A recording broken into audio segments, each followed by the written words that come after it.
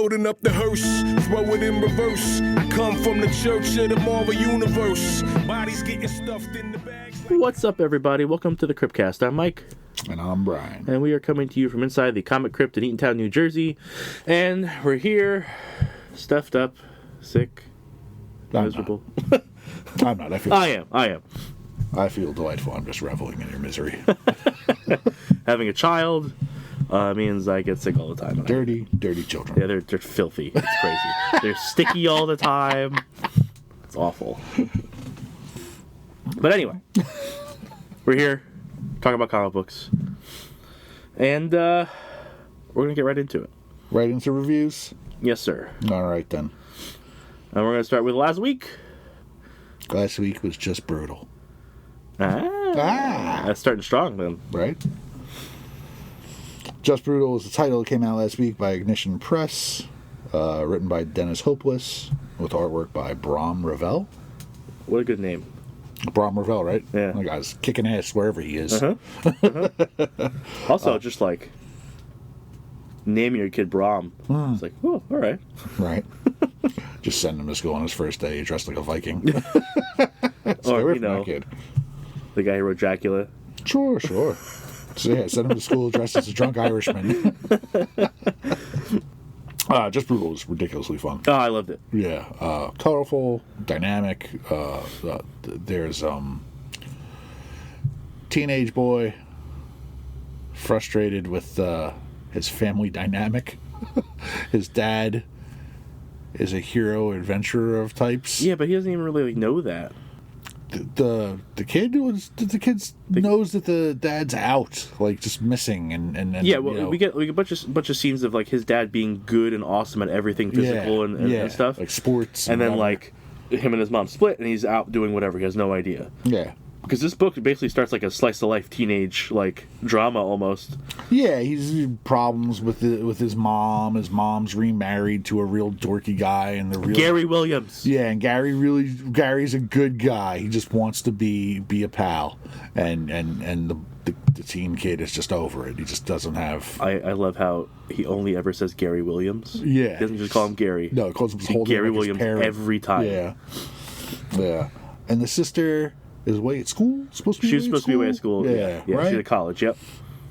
And everything's kind of normal, right? He's just kind of being bratty around the household to the stepdad and to the mom. I mean, he's just being weird. He's a teenager. He's into filmmaking. Yeah, but I'm saying he's angsty about the situation, and then very abruptly, right? Something come crashing through the living room window. It's like a dinosaur taxi cab, right? It was a car blizzard.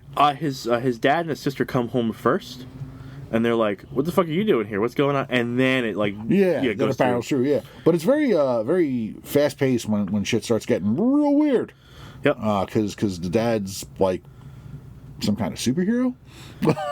Dad just comes off like a regular monster hunter. Mom is a straight up superhero. Yeah. Because mom just like turns into a crystal princess or something. Like she does the She-Ra thing and has like an outfit and everything and kills the lizard car and is just kind of like, well, you just stop messing around in my house and behave. It was just art was bright, fun, like the right amount of cartoon in there, everything dynamic, colors are super awesome, and then just the way it was written. You get invested immediately. It's so much fun. Yeah. So much fun. Yeah. I thought it was funny that like immediately I'm drawn to the stepdad. I was like, oh, this poor guy. This poor guy. He's just there. Yeah. The way it was narrated too was like it's from the main character's like point of view, and then we get like fourth wall break stuff going on, where like he knows he's narrating in the book, and his sister wants to come in and narrate her part, and she's like, no, shut up and let me tell it because I know what's going on. Right. Like they have an argument in panel about the fourth wall break. It's a lot of fun. I like it. Yeah, me too. I think it's my favorite book for the 2 weeks. I don't know about that. I have to reflect on that because there was quite a bit of books the last couple of weeks. Sure. Had my hopes and feelings dashed and shit upon with Cyclops #1. I'm sorry. By Alex Packendale and is it Rage Antonio or Rogue Antonio? You got it written down, not me. I know, it's a great name. But, it's a problem with solo books for guys like my boy Scott. Scott is, by definition of every fiber of his being, a leader. It's what he does. Like, I argue that he's a better leader than Cat, and he's a better leader than most leaders written in comics, because he's actually written with a sense of strategy, not just like, let's go punch the bad guy. Like, he has actually had plans of like, oh, this guy's power works off this guy's power, I'm going to team them up. Like, he thinks about things, and you see that he thinks about things, and they often write it out. He's also the goddamn pilot. You know, other people fly the Blackbird, but I would say 9 times out of 10, Scott's flying the ship. Mm-hmm. He crashes. It's going to happen eventually. You know, he falls, bouncing his head off tree trunks and cracks. Does he fix his head? Does he fix the eye thing? No, he doesn't fix the eye thing. He cracks, in stereotypical Scott fashion, it cracks his visor, so he's left without a visor. Okay. It should be like Looney Tune rules. Get hit again and you remember yeah, or he forget. Fixes it, right? Yeah. And again, all the pockets on the costumes, no spare visor, no backup pair of glasses. Like, for a guy who's prepared for any scenario, he came off really unprepared. And now he's just stranded in the wilderness with Reavers hunting him down and no visor.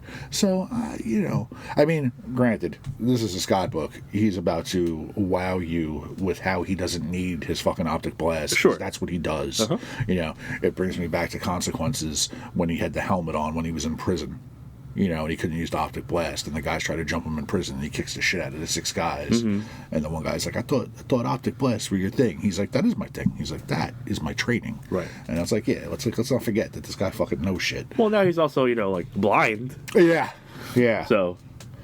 But it's like, all right, first issue, I guess you have to set up a dire straits situation to overcome, right? Sure. Yeah. We'll see. I also read Deadpool #1. There was a lot of #1s last week for the mutant community. It's Benjamin Piercy and Geoff Shaw. That was pretty dark for a Deadpool book. Percy writes like that though. Percy did all the Predator shit. Yeah, and he did. He's doing the Punisher. Like he's good at doing that like dark, violent kind of thing. I appreciated it a lot because I feel like it's been a while since we've seen Deadpool like that. Mm. He's like. Damn, like he's straight up suicidal in the book. Right. He is taking jobs and he is walking in there like with bombs strapped to him. Like I'm gonna take you out, but I'm gonna take me out too. Like it was brutal. So he's doing the Deadpool equivalent of cutting himself.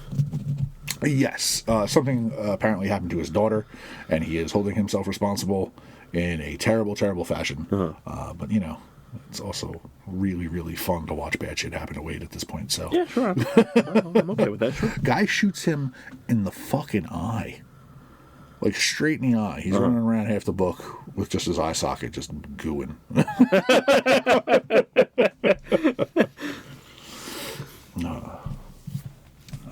I did Sirens Love Hurts. Yeah, #1 by Teenie Howard and Babs Tarr. I did that one too. It was DC Black Label book. Yeah, so they could say fuck in it. And I didn't realize it was Black Label. And then, like, within the first, like, 3 or 4 pages, someone says fuck. I'm like, whoa! Wait a second. I looked at it's Black Label. Okay. You know, what's funny is, like, I ad-lib when I read comics too, and I kind of fit in my own dialogue, so I put in curses when I would ordinarily, like, and I didn't clock the fucking curses because I probably would have put it in there myself anyway. Do you mean you add dialogue into like existing normal stuff? Books? Yeah. I put in vulgarities where normal people would curse. Not even like where they have the little symbol strips. Always where they have. Well, yeah, you're forced to. Yeah. We've talked about this. Right. Previously, I always try to figure out what specific curse word goes in when they give me that. But yeah, sometimes I'll add expletives at the end of sentences where I feel like that person wasn't angry enough. They would have said fuck right there. Huh. Yeah. Okay. Yeah. That's this thing. Yeah. If it happens naturally in my head, that's where it goes. Fair. But it's weird because you don't clock this book as a Black Label because it's not oversized magazine garbage. Well, they stopped doing that. Oh yeah, now all Black Label's normal size. Well, yeah, the past few Black Label titles have just been regular because honestly, that magazine size bullshit has hurt sales overall. Yeah. You know, it kills me that Distillery has so many good stories in that format where it's just like these big stupid fucking books again. At least they're consistent. If I would just do it consistent. They're consistent in their format. They are not consistent with their shipping. Yeah, that's a whole separate thing because they had issues after the Diamond bankruptcy because they went solo with them and then shit got fucked. It's a very different take on the Sirens, though. I like it. Yeah, I like it too. It doesn't seem like Ivy and Harley are in a relationship. It seems like they're independent. Not that I have a problem with them being in a relationship. I don't care. It was just a little more interesting to see them operating independently and not. I don't necessarily love Harley's personality in this one. It's very over the top and like, can we just roll this back a little bit? But everyone else is fine. Yeah. Black Canary's in it. They're teaming up with Black Canary. Begrudgingly from both sides. Yeah, because there's a guy someone is murdering women. On their birthdays. On their birthdays in Gotham. So the Gotham gals are getting together. And like people, I lose, even myself, I lose track of the fact that like Black Canary lives in Gotham. Like I would never think that she lived in Gotham. I would think she lived in Star City with like somewhere near Ollie. Right. You know, like I know her mom fought crime in Gotham, and I know her dad was a cop in Gotham, but I don't necessarily like. You don't place her. I don't place current Dinah in Gotham. Yeah, because she's not like part of the Bat family. She doesn't like show up and like like, hey, I live here too. Hey, She would be really funny if she did live in Gotham and she like just yelled at Bruce like, I saw one of your kids on my fire escape again. How many of them you got now? They're all running around pointy ears. Like every kid I find in an alleyway's got pointy ears and batarangs. They can't all be yours. It was a fun little thing though. Like there's an investigation going on. They're doing groundwork. Catwoman goes and asks Batman for some advice, and she like there's a little side thing with that, and like she's in a new relationship with Bruce Wayne, and like she's getting shit from the girls about it, like dating a rich dude. And it was a good representation of Batman because I like that they're closing in for the kiss, and he's like, Calendar Man. Yeah, and she's like, what? And he's like, Calendar Man. You asked me who would kill. You know, like when we first showed up, you asked me a question. I've been thinking. It's like that's what you've been thinking about since. Yeah, yeah. But I enjoyed it. It is an improvement on the last few Sirens books. Yeah. But I think it's because Black Label they got a little more latitude to do stuff. So, what did you think of the wacky goofball mess that was? Oh wait, that was this week, not next week. We'll just do it because, like you said it, so now we got to continue. Now we got to continue? Yeah, we'll hop back. It's fine. We'll hop back? Yeah. All right. The title of this book kills me. The full title. The Laser Drug Force in Florida Hippopotamus Cocaine Massacre by Fred Kennedy and James Edward Clark. Holy shit. I really don't even know what to say. Yeah, that was my thing. Is like, how do you even describe this book? A fever dream. Yeah. Kennedy was on drugs while he did it. There's a lot of just like referential stuff in it throughout. So there have been two companies that have been knocking it out of the park or missing big, right? Mad Cave and Ignition. And this is an Ignition, right? No, this is a Mad Cave. Oh. Damn it. No, this is a Mad Cave. This is a Mad Cave. Because the book from last week, Just Brutal, was Ignition. Yes. And when we were talking about them, I said, this book is going to be better than Just Brutal. And you said that Just Brutal was going to be better. Uh-huh. And I concede. Just Brutal was way better. It's a fucking mess, man. Way better. And not again, I can't say it was good or bad. It was just like it was confusing read. Yeah. It was just like 80s bullshit on steroids. Yeah, it starts with the president, first a female. I don't even know it's first. It's a female president. I don't know if it's the first. No, I think it's first lady because she's taking the place of what was Nancy Reagan. Did Nancy Reagan start the war on drugs? Yeah. Okay, then her. Yeah. We'll just say no. Yeah. Yeah. So she comes out doing like a PSA, which is like over the top crazy. Yeah, over the top crazy PSA. And then there's two brothers? There's two cop brothers in Florida. So they're doing the and they're at like a water Magna park. PI thing. But the water park has hippos. It's not like whales and dolphins. It's not it's a hippo themed amusement park. Right, it's Disco Hippo Land. Yeah. Right? Disco Hippo Land. Yes. Which is like a theme park, but they have that like arena where like people would like do shit with like killer whales and dolphins and but stuff. hippos. But they had that girl, the girl. They're gonna do tricks and stuff. Yeah. And that's all owned by a drug trafficker named Discow, also known as Disco, and he's a giant fat guy in a white suit. I thought that was Purple. What? I thought his name was Purple. No, his name is Discow. Who the hell was Purple? I don't remember. I thought the guy in the white suit was Purple, the big fat guy. Huh. No? Discow.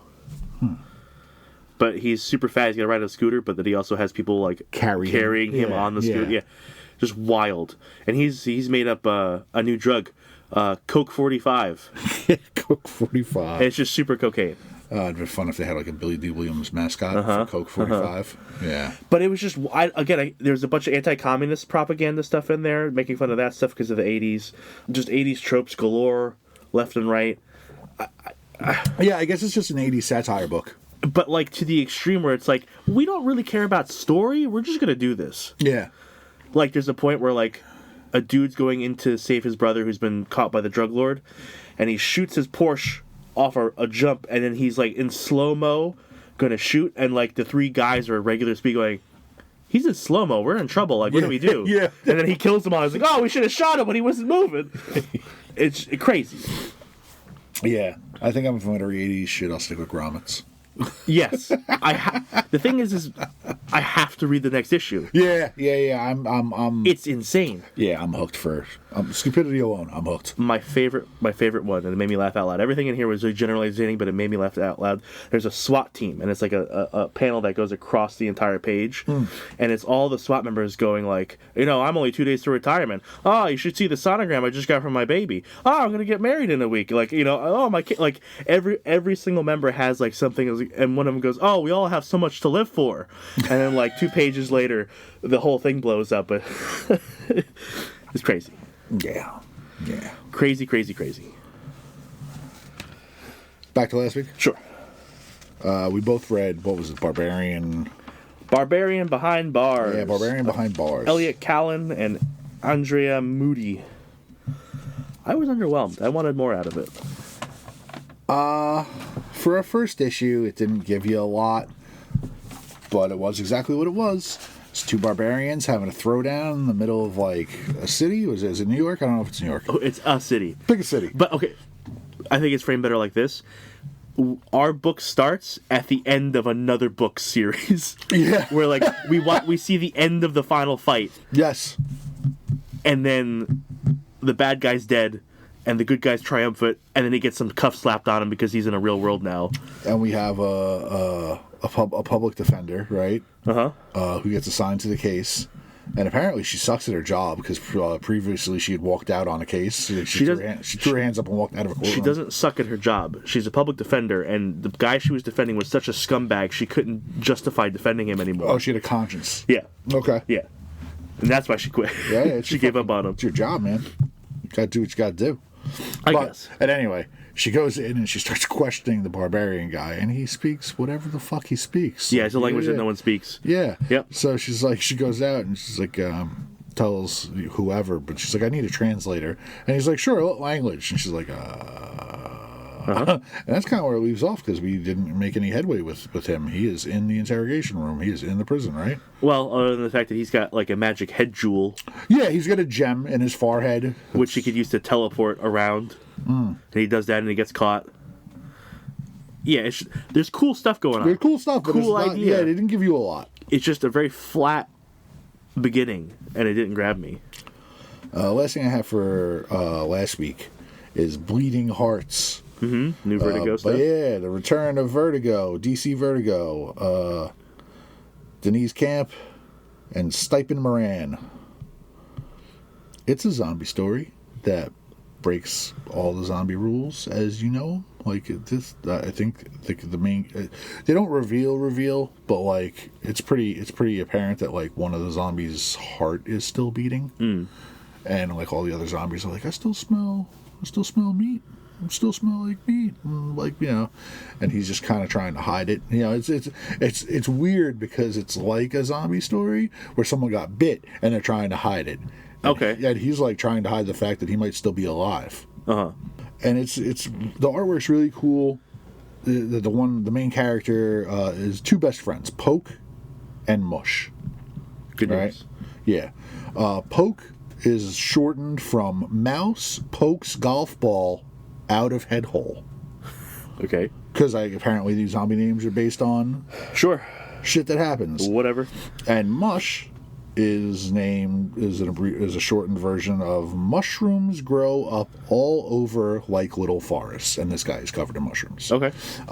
They are best friends. Poke saved Mush when they first met, and they exchanged arms as like a sign of friendship. Oh, that's nice. Yeah, so Poke is a little guy with a big giant Mush arm, and Mush is a bigger guy with a little Poke arm. Oh, that's nice.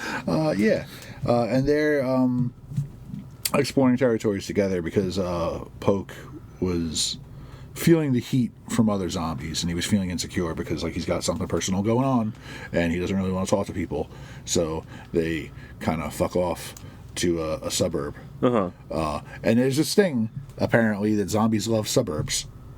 Well, it's just open there. It's nice. Well, he was talking about like all the houses and all the little nooks and crannies and backyards and sheds and basements and stuff, and there's just lots of places to like go explore and stand and stare.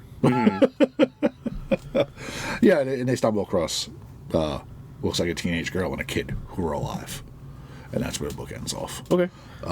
Really, really charming. The characters are kind of sweet and endearing, even though they're zombies that want to eat people and shit. Okay.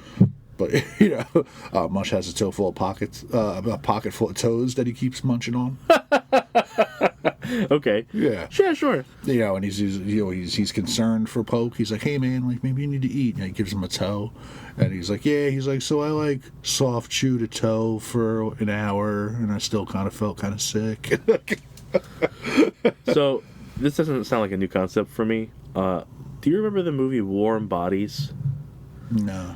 It was like from the early 20-teens or something like that, mid-20-teens. Sounds like a similar concept-ish, where there's a zombie who finds like a living girl, and he doesn't eat her, like he ends up saving her, and like he starts to like turn back into a person. Oh. And like the whole movie is like him becoming more human over time and eventually being cured with the power of love.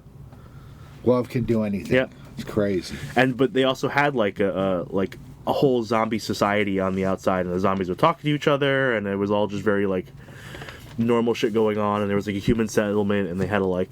I think that's what I need out of zombies now.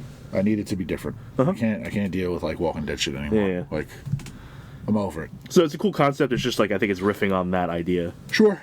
There was I mean, at this point, it's like over a decade old, so I guess do what you gotta do. I pay so little attention to TV and shit like that, but there was a show being advertised for a while where it was a teenage boy who was a zombie, and I think like he falls in love with a girl, some shit like that. Like it's Okay, sure.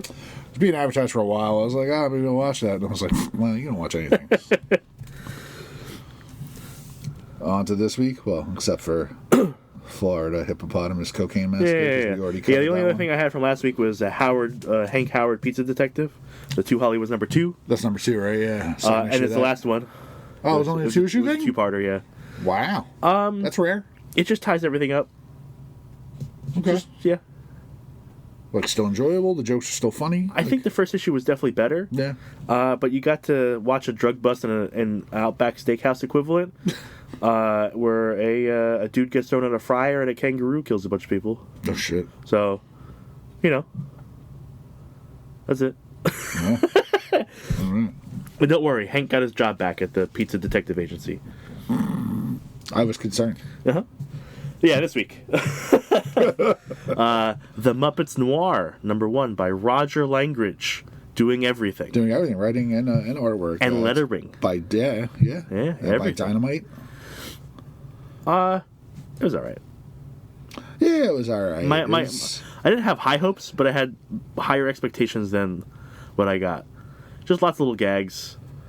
Well, I mean, it's funny. It starts off with, it's hours before showtime and things got to get ready, and Kermit's frantic, and they make him go Scooter makes him go take a rest, and one of the acts are brick juggling brothers, and Kermit takes a brick to the head, and basically has this whole detective noir fantasy that he's now in, which is fine. Flip Minnows. Flip Minnow, Flip Minnow is his thing, and that's it puts characters in the roles of a noir story. Fozzie's a police sergeant. And, the most entertaining thing is just doing the voices in my head of all the characters. That's it. That's it. Yeah. I'll go home and act it out for myself. It was good enough. You like the Muppets? Yeah, if you like the Muppets, it's fine. Yeah, it's fine. Like, I'm not gonna continue to read this one personally. No, I'm done too. Yeah, Dynamite gets very little wins out of me. Same. It's just not my. They go from one extreme to the other. It's like all the kid cartoons that I used to watch that I enjoyed. Like if I wasn't like hung up on reading other stuff. But that's their jam now. Yeah. This is where they are. My reading pile is so huge that I just like as much as How huge is it? I would just like. If I had more time, I would probably read something like Darkwing Duck. Yeah. Like, I don't think I would read DuckTales.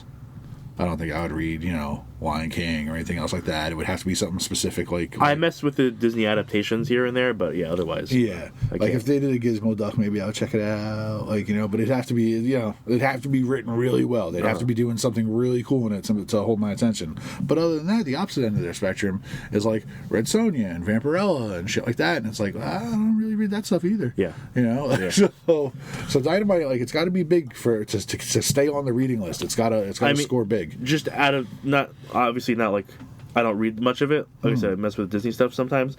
I think the direction they're going in now with all the nostalgia like adaptations and doing like it's much better and more fruitful for them than just the look. We got a sexy lady who drinks blood. Yeah. Look, we got a sexy lady who wears armor. Look, we got a sexy lady. Like it's just right. Like at it's least so the one nostalgia note. Properties. Yeah. Now they're actually like I think making some headway as a like and into a broader market. And it's not all the younger stuff like the Disney stuff. They have Thundercats and Silverhawks and Yeah, they're playing to two separate generations through nostalgia, yours and mine. Right. or all just mine. Well, it's funny because you go back to the 90s when like DuckTales and Darkwing Duck and shit were on TV, and that's when I was reading comics. Like so like the X-Men and Batman comics that I read now they're still my nostalgia thing. It's still nostalgia. Like yeah, I get what you're saying. It just never stopped. I say for me because all the Disney properties they're picking are 90s Disney. Yeah, Lion King and Hercules and like all that stuff. Well, specifically like the DuckTales and like that was 3:00 after school. You come home after school, 3:00. It was like DuckTales, Tailspin, Darkwing. Yep. Whatever else. I didn't have Disney Channel growing up. Oh, me either. I didn't have cable. Brooklyn, we didn't have fucking cable. I didn't have cable until I moved to Jersey. Okay. Yeah, I was like 15 when I had cable. Okay. I used to love coming summertimes at my dad's house. I would like watch MTV all the time because I would get to see videos finally. That's cool. Did you get to read Ultimate Spider-Man 24? I did not. Ultimate Spider-Man 24 comes out this week, comes out tomorrow. Wraps up the series. It's the series finale. Yeah. And man, it's so good. It's just so good. It continues to be the lightning rod of everything Spider-Man should be. And to end something like that, and not it just being like, oh, it's all right, like having it actually be a good last issue, that's amazing. I'm happy to hear that. There is the final fight, which wraps up so well. There's, and that's Pete facing off against Mr. Negative and Fisk. And then you have Richard and Black Cat messing with the tech, whatever device is powering Kingpin's upgrade. Right. And there's an anti-venom, and it replicates. So they're fighting venoms. They're fighting anti-venoms. Right. And the symbiote on Rich is telling him like yeah, I cannot handle this. Like this is bad. Like if I'm telling you honestly how to assess a situation like your father would want me to, in this situation you are to run. And at this point, Black Cat's in trouble, and he's a horny teenage kid. That's his girlfriend. He's no, we ain't leaving her. Yeah. And they're monitoring it. They're watching it as Pete is fighting Fisk. So Fisk just keeps pointing at the screen, going, "The kid's gonna die. Kid's gonna die." And at one point, in order to get like a drive into the machine to shut it down, Rich has to get out of the suit. And the suit is fighting with him. He's like, do not get out of me. It's not safe. And he's just like, and Pete sees it on the screen. He's like, no, what are you doing? And he like, gets it in there in the last minute. And then it has like all the meaningful wrap-ups. Harry has his talk with Gwen. That doesn't go so well. Sure. But then Harry has a talk with Pete. And that goes really well, but it's unfortunate because you can already see the signs that Harry's going to take that turn. And Harry, like, you know how Norman is in the suit talking to him? Yep. Harry's still making strides that you're kind of like, oh man, like there's hope for Harry. Because he goes and has a talk with Gwen, and Gwen's just like, all the people, you know, like Mysterio was like 5 different people. Yep. So now Mysterio is like one entity, and they're all in there. And she's just kind of like, like, there is no us. Because, like, we're the us. Right. You know? There's no room for you. Right, so Harry's losing Gwen. Mm-hmm. And Norman's in his ear going, because you're a loser. Like, you know, like, just, you know. Look, you listen to that for any period of time, it's going to break you down eventually. Right. Yeah. But he goes and he has a great talk with Pete where he's like, I'm going to get this shit taken out of my suit. I'm going to have this shut down. And Pete's like, I think it's a good choice, you know? So, like, hopes maybe. Yeah. And then there is this fucking wonderful wrap-up with MJ and Pete, where it's a flashback to her telling him that she's pregnant, and them deciding what to do about it, and like who's gonna quit a job and who's gonna whatever, and it's them forever, and it's like forever Marvel, forever learn, do it in the continuity. And it's just so frustrating that the series makes it so perfect and gets everything so right, and then you look at the main continuity book and Marvel's like, we can't do that, we gotta keep it dumb and stupid forever. Look, and it's like, just let him grow up. Agreed. Let him have a life. And I don't want to go down that road, but like, just feel happy in the fact that you got 2 years of that, right? You got 2 years of a taste of what it could be. Well, I'm hoping that your theory is right, and that, like, even though it's the end of the Ultimate Universe, that there's a reboot and because that shit is too good to let. I would put a significant amount of money on the fact that we're going to get this event. And game's going to end, and on the other side, we're going to get a relaunch. Even Uncle Ben and Jonah get a page of wrap-up. Nice. Like they post their last article, and they're not going to do it anymore. And then they look at each other, and they're like, we're going to do it. Because, like, I think Ben, I don't know which one says the other, but they're like, so, retirement? And they're like, oh, we just keep tapping away at these typewriters till we die. And they're like, yeah. Yep. It was just too good. Excellent. It was too good. That's what I wanted to hear. Yeah. I've got Deadly Hands of Kunlun 1 by Yifan Zhang and Paco Medina. It was decent. Yeah. Is it about Danny or? No. Okay. He's in it. Okay. Because it's going to be a team of Iron Fists? Immortal weapons? No, because they're all dead. Okay. A team of Kung Fu people? Yes, it's going to be a team of Kung Fu people. Is Iron Fist not dead anymore? Danny is dead. Okay. Danny is Ghost Fist. Ghost Fist? Yeah. This already sounds like Ghost Spider and shit. Sorry, too many derivatives. No, stop. He's become he's working for an Egyptian god now. That's why he's got the arm. Really? Yeah. He's working for Osiris. Really? Yeah, that's where he's getting his power from. Well, there's going to be some Moon Knight problems up ahead, I see. Yeah, definitely. Just for that. Yeah, All so right. he's working for Osiris. The actual Iron Fist is still Lin Lei, Swordmaster. He's still the actual Iron Fist. Okay. His brother is ruler of Kunlun right now, and he is conquering all heavenly cities and killing all the immortal weapons. Oh, so his brother's bad. Yes. Okay. So all the immortal weapons are dead now. Okay. Which I hate because I like the immortal weapons. Yeah. That was what Fraction did that run you liked? Yeah. Brubaker and Fraction, yeah. So they're all dead now. Well, I'm sorry to hear that. That sucks. Yeah. And he's working with like Steel Serpent and other like villains, and they essentially are coming to Earth to like take over stuff. Huh? It's going to be Lin Lei. Pei is a little girl who was Iron Fist for a hot second. She's a little Chinese girl. Huh. White Tiger's in there. Elektra's in there. We're going to get Danny in there. A couple other like Kung Fu people are going to show up. It's a star-studded cast of C-list characters.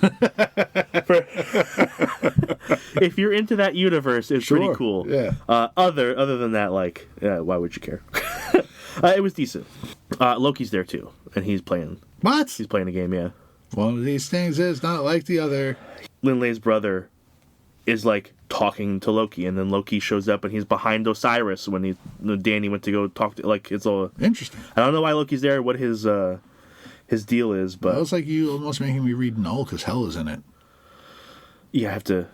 Null 2 is actually coming out this week, and I have to go read that because the Hell is still in it just to see what's going on. I pulled it, but I'm not sure I want to. I like Asgardian characters. I'm not a big Thor fan, but I like Loki and I like Hela, and it's like if they're written well, they can be enough to make me read something. I don't know what like Loki's possible like motivations could be here. Yeah. So yeah, decent first issue if you're into the Iron Fist at all.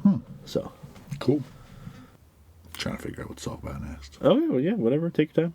Oh, we did Laser Drug Force. So I only have 3 more. I read Generation X-23 #1. Laura Keeney has another title to herself. Well, it's her and Gabby. Yeah, a team-up book, right? Yeah. Written by Jody Hauser and art by Jacopo Camangi. But, It was a book.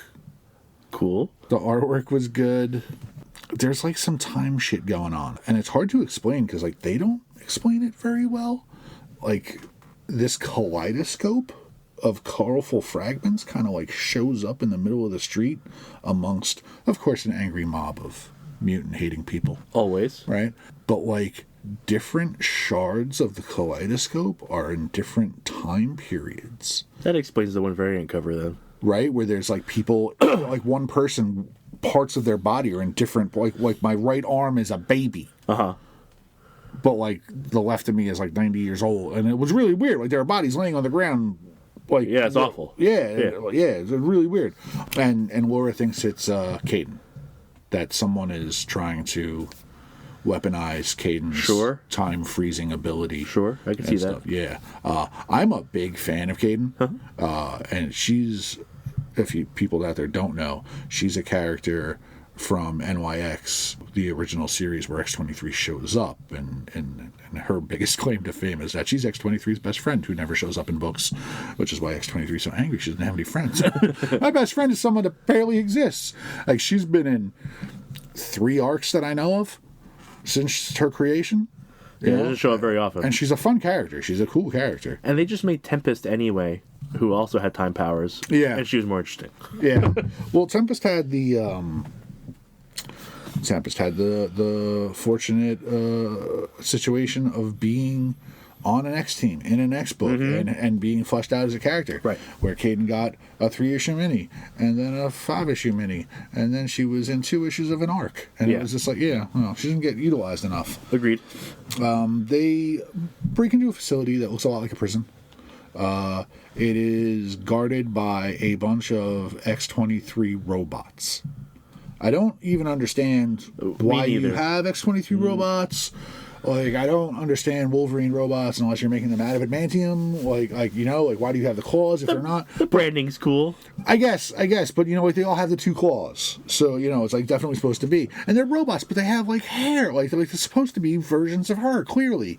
And Gabby and her just throttle them mercilessly. They're just scrap metal robot. Like they might as well be Sentinels. So like I really don't even understand the imagery of making them look like X-23 robots, but whatever. Like it's inconsequential. There are sentries that get trashed, and then there's like a whole team of mutants on the inside, and they're young kids, and they're happy to see her. They're like, "Oh, did you come to join us?" And she's like, "What?" And that's where it leaves off. Okay. So I have a feeling that these kids are not mutants. I have a feeling that these kids were made. Okay. I mean, obviously, if the creators of those robots have a hard-on for her, maybe there's like using her as like a template. Sure. And they're just like, she's super cool. Look, kids, look how cool you can be. Like that kind of thing. Right. I mean, whenever you're cloning mutants, Lord knows starting with a healing factor. Yeah. Is your base power to steal, because that's how they're going to survive the process. Sure. Right. Like, so we make Deadpools and Auras and Logans, and everything starts with a healing factor. Yeah, but I like the character. I like the the X universe I'm in. Yeah. Like, it's cool. I will say they did not have that stupid ass honey badger. Oh no, wait, it's a Wolverine. Gabby is Honey Badger. She has a Honey a pet Badger. Wolverine. I hate them both equally. So yeah, I get it. I think it's funny at this point that like I don't even think I know my statement's wrong, but I don't feel like X-23 has been around that long. I know she has. Yes. I know she's been around for like 2 decades at least. Yeah, she's early 2000s, so she's like close to 25 years old. Yeah, but I still consider her a sidekick character, and now my sidekick character has a sidekick of her own. It's like, dude, slow down, slow down. That's just how aging works. I know, but I feel like for like the first 60 years of comics, it was a crawl. Like nothing could change, and then I feel like the last 15 years, they're like 400 derivative versions of children. Oh, you gotta try stuff out. Do me a favor. Kill them all when it doesn't work. When you can't age anyone up practically, you have to put something underneath them to force them up to the next age bracket. I never understand why they concern themselves with this shit. Oh. I would just be like, time slows at a cripplingly slow. Yes, Bruce Wayne's still fucking like in his 30s. Eat it. I don't care what you think. For sure. Like, also read White Sky #1 by Image Comics. William Harms was the writer, and J.P. Mavinia did the art. It's post-apocalyptic-y. In the beginning, it gave me Road vibes, because it's like a teenage girl and a dad just like out there going, where is everyone? And it was like a couple of panels of broad landscapes of nothingness. It looked like a super quick read. It didn't look like it was very dialogue heavy at all. It was super quick. I just couldn't really tell what was going on. It looks like they lost a mom and a wife. So like they're not great. They find a place to like hold up for the night, because apparently there are other people, whatever. They hear stuff. The dad goes out to inspect. He gets attacked by a guy. He shoots the guy. There's 2 other guys to get the drop on him. And she's going to come out and help. She's ready to blow her cover. And he's like whispering to himself, like, stay where you are. You stay where you are. Don't come out here. You stay where you are. And then it gets comic booky. Then these 3 ring wraiths show up. Okay. Like, not on horseback, but cloaked. They got like, I think, fire gauntlet-y hands and black robes and shit like that. They look like Grim Reapers. And the 2 guys make off with the dad. They drag his body off somewhere, whatever. And they're like, we gotta get out of here before those things show up. Those things show up and they go for the girl. And she starts hearing a voice, which I'm gonna call now is probably her mom. Makes like sense. She hears, because if we're going to deal with the supernatural and we got spirits and shit like that, Yeah. then mom's communicating from the grave. Sure thing. And she tells her, grab the salt and make a circle around you. So, supernatural shit. Yep. And she does. She grabs the salt and the things try to get her and they can't breach the circle and then disappear or whatever. And that's pretty much it. That's the first issue. Okay. Yeah. I liked it. Artwork was phenomenal. I'm cool with the themes. I'm there for it. All right, cool. Yeah. I also read Smile for the Camera by IDW. That was written by Hannah Rose May, and the art was by Marina Poulin. To be honest, it was kind of creepy. With all the stuff going on in the real world with like Epstein and shit like that. It was creepy modeling agencies. That's where the guy's name's Purple. The guy in charge of the modeling agency's Purple, not in the Florida book. Okay. That's reading too much shit in one day. Right. Yeah. And it was another fat guy in a white suit who was in charge of everything. Sure. They were similar looking characters. But these girls that are all working for the agency and learning the ropes, and like the main guys like treating them like shit. Like, you eat what I tell you, you wear what I tell you, you go to what I tell you to go to, and it's just like, oh, girls, just make, and one-shot issue, girls, go find a new job. I was like, I don't know if this is gonna feel good. But the girls keep catching glimpses of themselves as like old toothless hags. Okay. Like, the one girl goes to the bathroom, she's washing her face, looks up in the mirror, and she's a fucking hag. And one of the other girls like bumps into a girl in the hallway, and it's her, but as an old lady hag kind of deal. So I really don't know what's going on, because they don't tell you what's going on. Like, they don't reveal anything in the first issue. Okay. But that's it. It's a real slimy kind of modeling agency kind of deal, and something's up. Okay. I don't know that I'm going to keep reading that. All right. I believe is a sequel to or somehow related to a movie that I didn't see. Okay. From a few years ago. I think it's just called Smile. So I was going to ask if you need any broader context to get into the book. Yes. It sounds like watching the movie probably helps. Probably, yeah. Probably set some stuff up for you. Yeah, because right now it's a little too real worldy for me, and I don't like it. All right, cool. That's all I have. All right, I got nothing else either. Excellent. Cool. Next week we're gonna be reading Secret Wars, but not that one. We're gonna be doing the one from 2015, the one that's much better than the original one. I mean, if you just in either scenario just look at Doctor Doom, then they're both great. Disagree. Thank you for listening. If you would like to get in contact with us, give us some future discussion topics, give us some future book reviews, you could do that at thecomiccryptcast@gmail.com. You could check us out on Instagram and Facebook. Links for those are going to be in the show notes. See all the cool new stuff we get on a regular basis. You could come to the shop and show us your faces. Yeah, that'd be good too. Come by, hang out, talk to us in real as a real person. We're lonely. Maybe a little bit. Go read your books.